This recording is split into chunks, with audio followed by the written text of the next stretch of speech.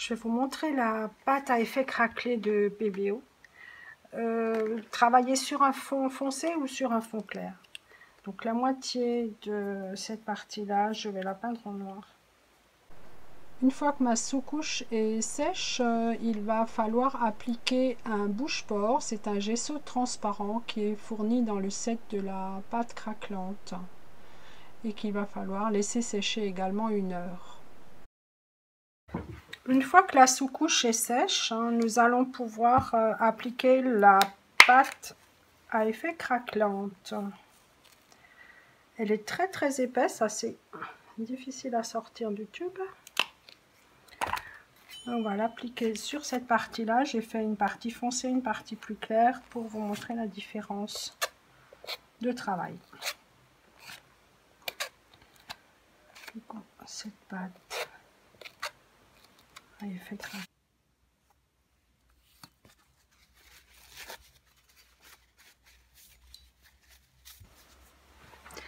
Un outil encore plus rapide pour les gens pressés comme moi, c'est le décapeur. Mais attention, pas trop près. Sinon, vous allez carrément brûler la toile. Ici, le blanc. Si vous travaillez sur un fond de couleur, ici, on peut tout simplement reteinter cette partie-là en passant par-dessus avec un petit peu de couleur et peut-être un petit peu de Magimix, qui est donc un médium de transparence ou un petit peu de retardeur. Ces médiums-là permettent de venir mettre très peu de couleur et de travailler juste un tout petit peu de transparence. Le retardeur est transparent. Mis en place, il va mettre un petit film que je peux venir teinter avec un petit peu de couleur. Voilà pour, par exemple, cette partie où on a les fissures foncées. Voilà. Grâce à ce retardeur, on peut augmenter le temps de séchage et on a le temps de venir travailler nos petites nuances. Pour la partie qui est claire, je pourrais faire l'inverse. Je veux que ce soit les fissures qui soient teintées et à ce moment-là, je prépare un petit mélange de Magimix, par exemple, avec un petit peu de couleur.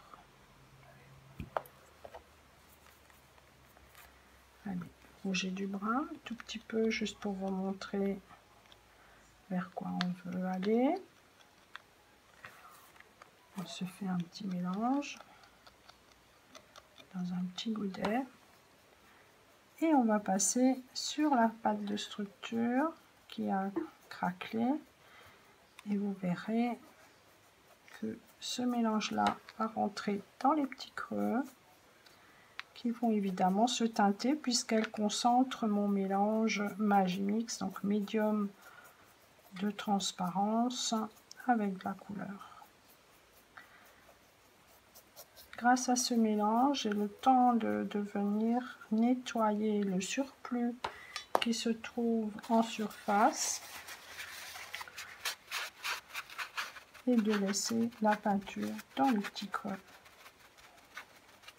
Voilà une autre façon de travailler cette pâte craquelante. Je peux venir rajouter un petit peu de lumière en utilisant un pinceau brosse et de la couleur blanche par exemple, que je peux tout simplement effleurer à la surface.